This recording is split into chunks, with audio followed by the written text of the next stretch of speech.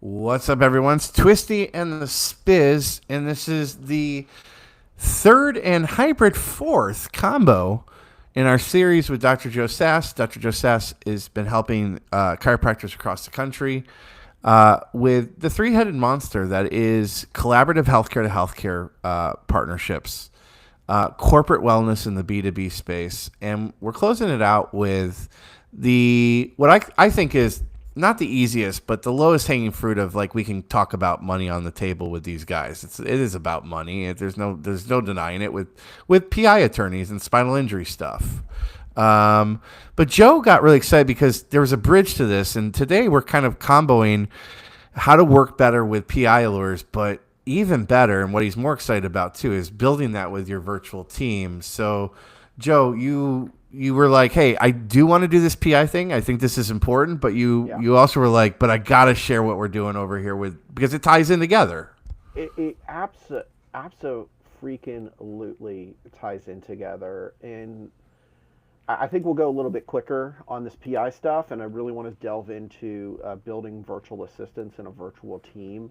Um, but it's just amazing because when especially we're in these doldrums of summer, and then in the mail you get an 8, 10, $16,000 PI check just sitting there, and you're like, crap, all right, well, that's my payroll, that's my mortgage, and my butt's covered. And it makes things so much easier that you know that the work that you did a year ago, 8 months ago, maybe 2 years ago, is finally coming to fruition.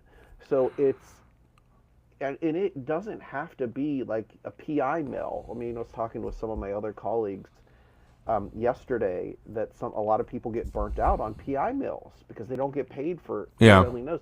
It doesn't have to be a big chunk of your practice. I mean, we're probably 18, 20% of our practice I've is always lived by that PI. same rule with my consulting clients. Is like, dude, you should definitely accept PI cases because one, I always say, if you say you want to work with the sickest of the sick, who's better than so all the straight chiropractors piss me off sometimes. I don't want to work with PI because I don't want to be it's same thing with the insurance. I don't want to be controlled with, well, that's what Joe's here to explain to you about. Two, it is recession proof, it is economy laden, it is politics scene proof. During COVID, it's what kept a lot of people made more money with personal injury than they did with their practice during COVID. And Yeah. my rule has always been kind of like for most clinics, like cover your ass, just cover your overhead. If you can cover your overhead consistently compounding with PI and then everything else is profit, that's my take. But I'll let I you take it agree. away, brother. Yeah, I mean, I guess a lot of people, what they want to do is, and you're right, Tristan, it's that fear. It's that fear of, well, I gotta wait to get paid. Yeah, you're right. You're gonna wait to get paid. My rule of thumb for getting paid is I at least, I mean, for us close for Cairo docs, we want to at least middle number, but we want a middle number times two times three. I want to at least middle number by three, so which means if your case value is in the four, five, $6,000 range, you want to at least double, if not triple that number on your case. And we could delve into a little bit more of how we build the value. I mean, there's a lot to it, really. And on top of that, documentation is your product. Yep. Having the right exams, having the right neurology, having all the evidence. That's what it is. You're an evidence gatherer. I also want to say this with a big caveat. We always like to keep our noses clean.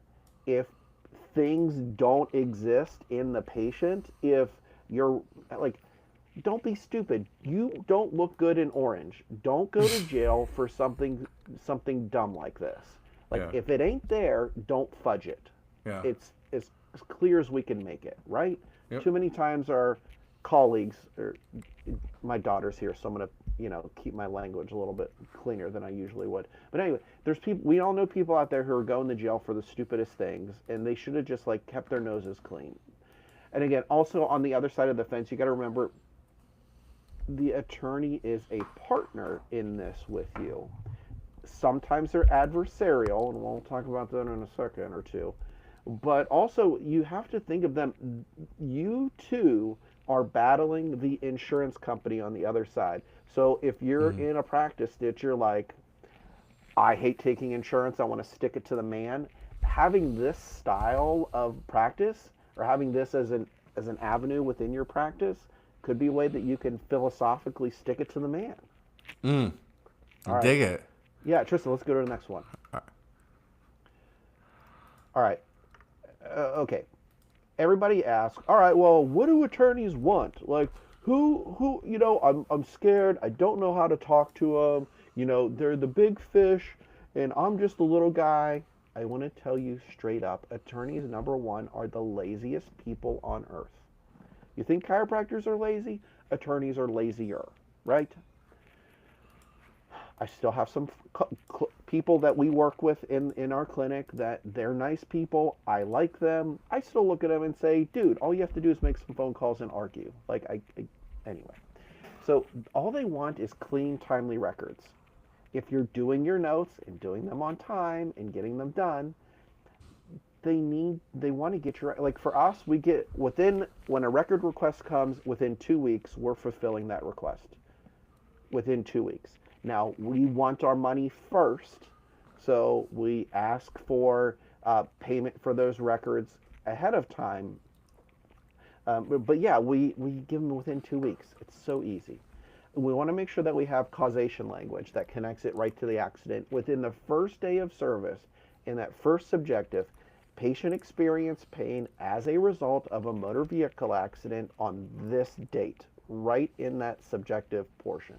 There's no issue of, well, they slept funny. No, it's literally right in the note. You have to put that. Gaps in care. Now, this is a big one because sometimes patients, good, bad, or otherwise, they could go for weeks, if not months, without seeing anybody. You have to talk with the attorney on, is this gap acceptable? Can you make the argument that they're still hurting as a result of the accident, or didn't lift a box funny, didn't do too much yard work, weeded the garden the wrong way, slept funny on vacation? Because you got to remember that the insurance company is going to be looking for every single reason to not pay your bill or nickel and dime you all the way down.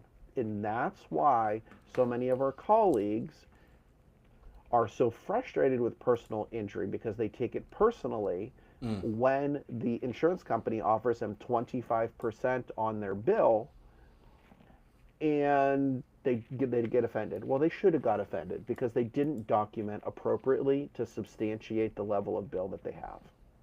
And again, the back end of it, a doctor who answers the phone and communicates on this case status. We are following up with these cases minimally every 30 days once we close out.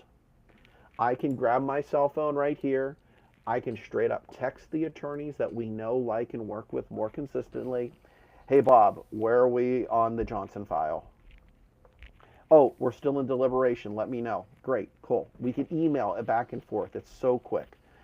So we want to be able to communicate on case status. So one of the big things, also write this down for yourselves too. When you have positive MRI findings, let the attorney know. Let the attorney know that you found stuff that they can use as ammunition to fight their battles. Because in the background, I think this, I don't know for sure, but they are building their case. And once they know, oh, we have a disc injury, that just adds value to their case, and we're going to start popping some policies. Documentation that wins the case. Listen, you got to have the objectives, the neurologic. If you want to go into spinal nerve studies and all that stuff, I always send my x-rays out for a radiologist to read, because number one, I'm lazy and I don't want to write the report. So I figured for Dr. Cliff to write a report and cost me $25, I think that's a deal. Shout out Cliff. Can you use Cliffy? You use Cliff? I use Cliff, and I use somebody else who does actually. He does motion analysis on a Shout out Cliff Tao. Yeah. Cliff, such a good guy. He Yeah. just did a report for me yesterday on somebody who came in. Love Cliff. But yeah, I have somebody who also writes ligamentous injury reports and damage reports for me based upon motion study X-rays. So that goes into the file as well too. And Cliff is very, very fair with his pricing because, right? So cheap. Yeah. And you know what? When I get to talk to all the interns who come in, when I'm allowed to talk to interns, but that's another story for another time. It sounds worse than it is, guys. That's another story. Yeah, it is. It's not bad. It's another. Yeah. Yeah. I keep my hands clean. We're good. They also, we're so scared about taking X-rays. What if we miss a blip? I said, if you see something that doesn't make sense, you send it out. It's worth $25. It's worth $30. It's worth $50 to have a radiologist check it off. It's so easy, so easy. Write a narrative, and then all your paperwork goes, and everything needs to be signed. There is a list. There's documentation of everything that needs to get put together. So simple. All right, let's go to the next one, Tristan. Okay, all right. I've got a good story for you all. All right, ready? I'm gonna take a drink. So we have this attorney that we work with. We've had a couple of cases that we work with him. His name is Steve. Steve is a Boy Scout, and when I say Boy Scout, me being a Boy Scout too, Steve is he's the A+++ student who sits in the front of the classroom. Tristan, we know those people. We don't like those people because they never cut loose. They never have fun. It's all, missionary position all day long. Nothing. There's nothing else. Anyway, so I decided, we haven't worked with Steve in a while. Let me throw him a case. So we had a really nice case. Causation was fine. Everything was fine. MRI came back positive. Wonderful long-term patient of ours. It couldn't have been easier. Causation, everything was crystal clear. Until it got to ask for money for the records. Now, every state is different. For Missouri, we are only allowed to charge up to, I think it's like $129 for records max. They usually do a per page cost and whatever. Anyway, that number does not cover the amount of work that we have to put together on a case for all the documentation, all the papers. It's not enough money. It really isn't. People think it's $129, Joe. Come on, don't be greedy. I'm like, it ain't. For all the documentation we do, specifically for this one patient, it's not. So we have a written agreement with the patient, signed by the patient, that says that they authorize their attorney to forward any administrative fees ahead of time and then take that out of their settlement at the end. 100% on board, patient understands, patient agrees, all this gets sent to the attorney. So we send all this off to the attorney, and I think the bill was $180. Cheap, right? 129, like it's 180 bucks. Anyway, he sends back a 7-page moratorium on why it's incorrect and cuts us a check for $80. Number one, he doesn't even cover the minimum fee that he should have covered. He cuts us the check for $80.01. I'm like, where is this math even coming from? He says documents, he's case studies, like judge crap all in there. I'm like, ugh.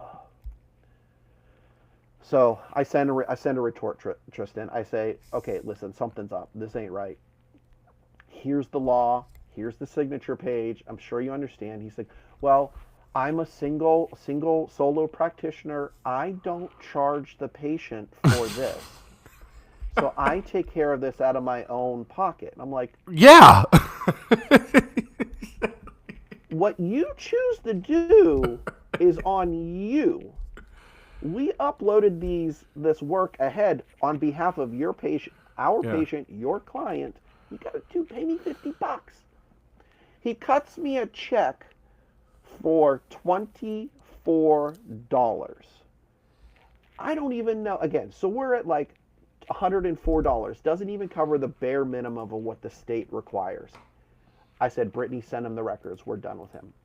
We're completely done with him. And so that's the point of the story. You're going to have these interactions, and I know, knock on wood, I know if you're going to want to dick me over for $50 now on a $20,000 PI case, I know you're going to try to pull a fast one over on me and either not pay my bill, screw my patient over who I really like, and I'm done with you. Because if you're going to fight me on this, we're done. You've hit my limit. I will. You're leaving, like, the number of cases that I could send to this guy. And it's funny because the first case that I ever sent to him, he sent me an email. I still have the email. He's like, I have never in my career seen a case settle as high as yours did. Never. I'm like, that's what we do, Steven. That's how we put cases together. So anyway, little lesson for you all. If those attorneys are going to over $50, they're going to do the same to you over thousands of dollars. So pay attention to those patterns. All right, that was the case study. Let's move on, Tristan. All right, again, vet attorneys like they vet you. Pays fees promptly without being chased, honors the liens, communicates, and then they also need to send you cases back. Like, I mean, this is a two-way relationship, and you can call them out on it, too. Like, hey, it's Tuesday. It's raining. There's car accidents. Why haven't you sent me anybody in a couple weeks, a couple months, maybe a year? And again, walk away when you see disputes on small fees. We talked about that. And then radio silence once records are in their hand. And then when they ask deep lien reductions at every settlement. Like, I don't mess with those people. We have a better list. We have a core of 5 to 6 people that we send people all the time because they work well. They really, really work well. Real quick, I have a question on the radio silence once records are in their hands. What does that indicate? Mean that they're not collaborative, or? Well, again, I think they're just lazy. Yeah. And, like, they're not hustling for their patient. Yeah. Like, I don't know if it were me or you, Tristan. Like, once I get all my records, I send a demand out to the adjuster. I mean, the adjuster might say, get back to me in 30 days. Cool. Yeah, you owe me $100,000 on the settlement. That's my demand. Well, we'll give you 20. That won't cover a nut. I want 150 now. Like, I don't know. I don't know on that back end, but you know, the attorneys that we work with settle cases in 8 months to a year. I've been waiting on some cases up to 4 to 5 years to get paid on cases. So why would I work with somebody who takes 5 years to pay me? Yeah. They're just lazy. So speaking of which, I got to call another one who's waiting. So okay, that reminds me. Thank you. All right, where are we at? We're at. You want me to stay on this, or you want to go to the No, VAs? we're good. We're good. Okay. We're good. Okay, let's move on. All right, we're going to go to part 2. Oh, okay. When it comes, Tristan, I should have had a virtual assistant years ago. Okay. I really started hitting this hard. Probably, I started not hard, but about, let's just say, about a year and a half ago, when my biller just crapped the bucket. You know all the issues we've had with all the billing companies we've worked with, and they weren't doing the work. I was calling them out on, hey, it's been 90 days. I haven't gotten paid on my one patient. Where are we? What? Huh? Like, come on. It's your job to collect insurance. I know there's money to be out there. Anyway, and then it just so happens that Austin Cohen, shout out to Austin, had a virtual assistant that he was offloading, and she became available because he's just going all cash. He's not really doing no more insurance billing. He's like, would you like her contact information? So I hired her overseas for half as much, and it's it's been working great so far. I mean, nothing's perfect, but it's it's a lot less work. It's a lot more hand holding. We can email back and forth, which is what I've been doing anyway, and there's more accountability, and shit gets done. Mm-hmm. That's what it's all about. Shit gets done. So I want you all to start thinking about this delegation math. Um, what adjusting hours is worth in your practice, and this is, for some of us who are, a treatment session is over $100, a visit, uh, let's just keep it at $150 an hour, right? I mean, that's real small, but I mean, a skilled offshore virtual assistant is anywhere from $6 to $10 an hour at like a decent top end. And then a weekly admin with a solo doc, I mean, you could easily go back and pull out 15 to 20 hours a week in just stupid admin stuff that you're doing and not realizing it. So people ask, well, why? Why would I want to do this? What kind of stuff are you talking about? It's easy. I put a list. Outbound calls, email outreach, scheduling, records request, social media editing and posting, do your recall list, new quarterly programs outreach. Now there are things that you don't want to delegate, which I get it. Obviously, patient care, clinical documentation, your relationships that you're building, because you want that one-on-one. Anything that includes diagnosis or treatment decisions, you want to keep in-house and with you. I mean, really, it's math. This is not luxury. Even if you're spending $15 an hour, you're not on somebody else. I don't know how math. You know what I'm talking about, Tristan. The value is there. It's straight up there. The question isn't whether you can afford a VA. It's whether you can afford to be your own receptionist. I mean, that's what it's all about. I know Andrew at Phoenix, shout out to Andrew, has got an AI receptionist. He's got so many other cool things that are now linking to our EHRs coming out. I mean, it's just amazing. We don't have to have a physical body in-house doing this anymore. So, all right, Tristan, give me the next one. You're good. Okay, listen, everybody asks, like, okay, so where do we get these people from? Austin connected me with onlinejobs.ph, agencies, referrals from already running VAs. You want to make sure that if they're going to have a speaking role, that they speak it in English fluently, right? So always test them before you commit. Do a mock call, schedule a Zoom meeting, give them a scenario, audit the recordings, audit your ongoing recordings, because you want to make sure that the voice of the work is getting done is still your voice. Mm-hmm. You always want to have contracts with these people covering confidentiality, patient privacy, and then again, keep the patients away from personal health information where possible. And everybody's like, well, how do I pay them? I mean, you could PayPal them. Most of the ladies and the men in Philippines want to be paid by Wise. You just paid reliably. Retention beats rehiring. I mean, it's what it is. It's just so much easier. All right, cool. I'm good on that. Let's go to the next one, Tristan. Wait. Go back. Here, I want you to understand something, and it took me a little bit to understand this concept. And I wrote it down in the playbook that I created for virtual assistants because ethically speaking, at one point I felt bad for paying somebody $6 an hour. I did. And I was like, it doesn't make sense to me paying somebody $6 an hour. So I had Claude, I had Chat, I had AI run the research for me on cost of living in the Philippines. Is this fair? Is this right for these for this area of the world? And here's what the math actually ends up being. So you pay somebody $6 an hour.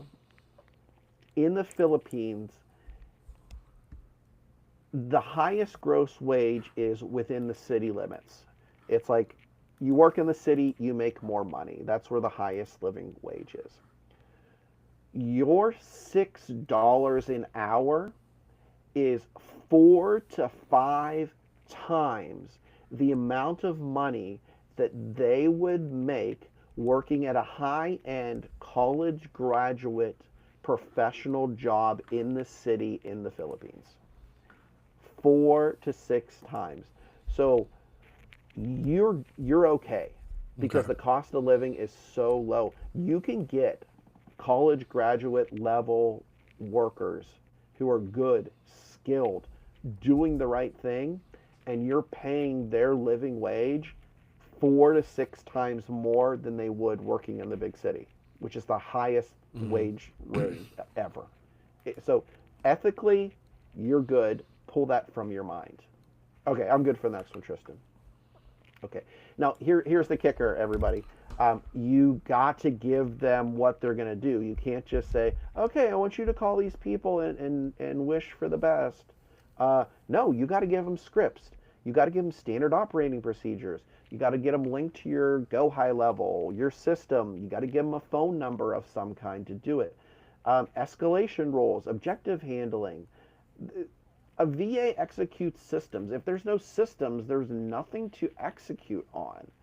So you have to build that out first. So again, if you want some help building out the SOPs, scripts, happy to help you with that. And then again, you have to audit your calls.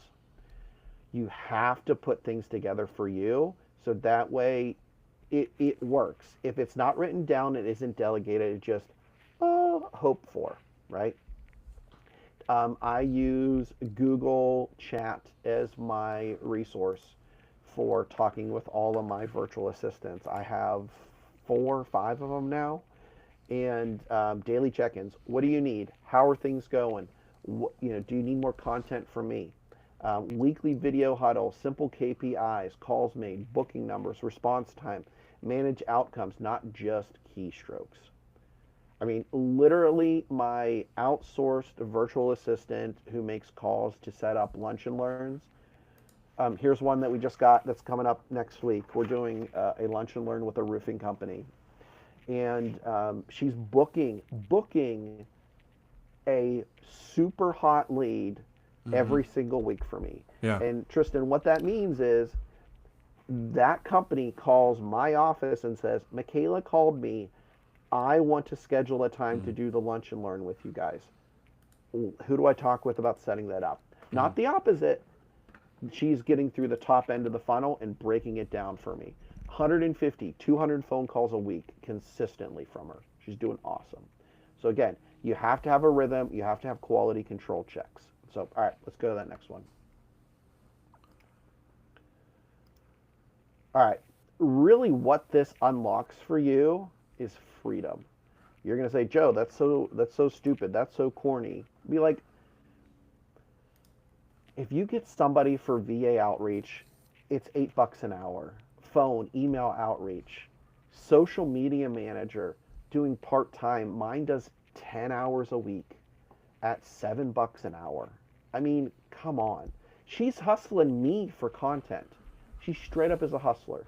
Dr. Joe, at the end of the day, where she posts in like 8 community groups, all at the same time for my office. Obviously, I did have a standard operating procedure and content to give her, but I'll just post all of it and it's done. And again, something you can do this is on site. In person, you can't outsource everything. Patient flow, in-person experience, collections, the face of the practice has to be in-house. So if this is an actual working model from a PI focused practice, one doctor, lean overhead, I get full coverage. And what you don't have to do, there's no Social Security, there's no FICA, there's no unemployment that you have to worry about.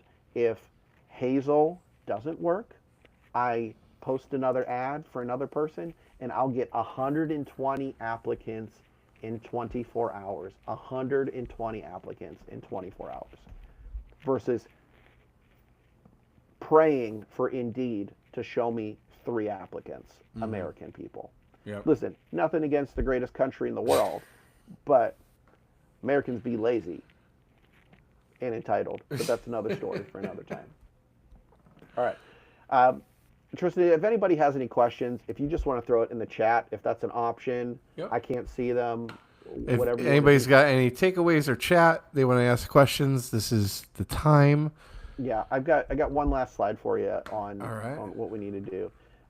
Everyone wants to know, like, obviously, I'm here to help, but I don't give it away for free. Like, I want to help you, but you got to pay the piper. I mean, it's just the way of the world, right? Here are a couple ways that we can help you. Number one, I've got a PI playbook. It's $1,000. It's easy. It's ready to go. It does probably 85% of the PI that we do is in there, and you'll be good to go. Obviously, we have one-on-one coaching that we do.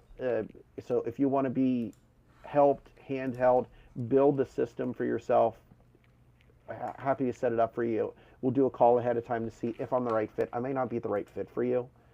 And then when it comes to virtual assistants, which I'm really excited about, I put this together over the past couple weeks because I didn't know where to start. I had to learn all this myself. I have a virtual assistant playbook. Every script, standard operating procedure, hiring template, do it yourself, full system. Buy the book, it's yours. You can do it. You can do it on your own pretty darn good. If you want us to vet and place a VA for you, it's $1,000. Which means we'll get on a call, we'll figure out who you want to go where, in what position you think would work well for your office.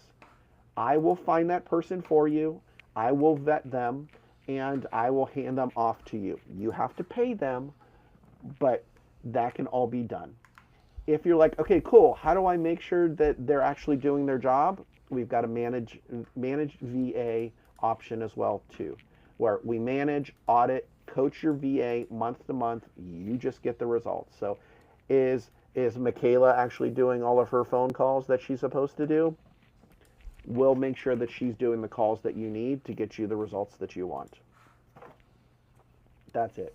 That's the hard pitch that I got for everybody else. Tristan, you have any questions for me? I want to bridge back to one-on-one coaching with you, because I know it's labeled as one-on-one PI coaching, but if you've been following along for the last 3 months, you guys know that this started with corporate wellness. It started with collaborative healthcare. Healthcare was our first one. Working and getting more referrals from the healthcare to healthcare side. The second was corporate wellness.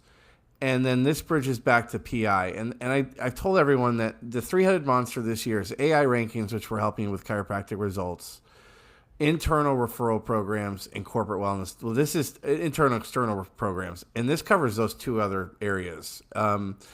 And so I know that coaching with you could be continuous. So if you've been following along, you're going, okay, now I really see the value of working with Joe.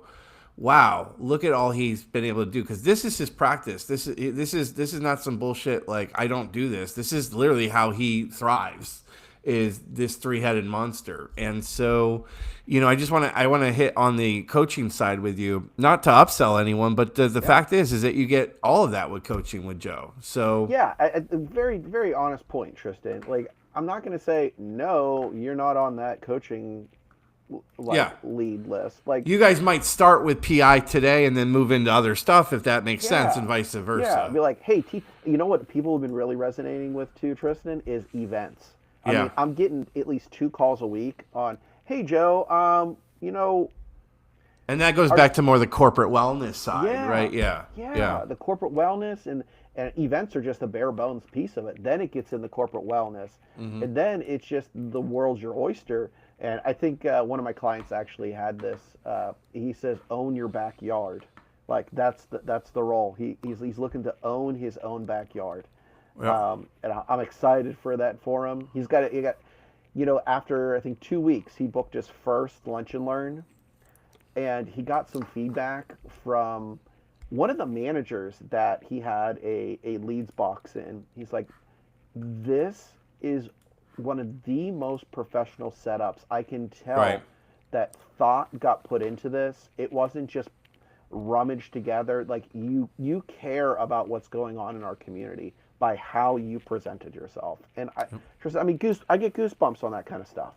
Like it makes me so happy when I get to see other people being successful in these avenues.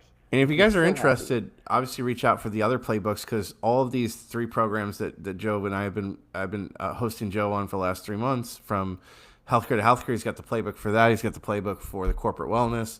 He's got the VA playbook, the PI playbook. So if you want to do it yourself, Joe's got the goods. If you want to work and have more hand-holding on this stuff, you got those options. And I love this new offering of vetting and placing and managing a VA. That sounds good to a lot of people, I bet, right now. So, dude, as always, nugget-filled, profit-filled, and purpose-fulfilled. So I appreciate you jamming with me today and everyone else out there, brother. That was awesome. Thanks, guys. If you guys... Oh, Joe, how can they get a hold of you if they ever want to get a hold of you? What's the best way? Email. Just email me. Okay, what's the email? I'm going to put that in the chat box. Yeah.